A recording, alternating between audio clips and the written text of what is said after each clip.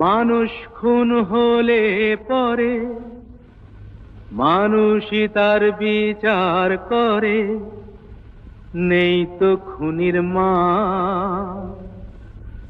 তবে কেন পায় না বিচার নিহত গোলাপ? বৃন্ত থেকে ছিঁড়ে নেয়া নিহত গোলাপ। মানুষ খুন হলে পরে মানুষই তার বিচার করে, নেই তো খুনির মাপ। তবে কেন পায় না বিচার নিহত গোলাপ? বৃন্ত থেকে ছিঁড়ে নেয়া নিহত গোলাপ।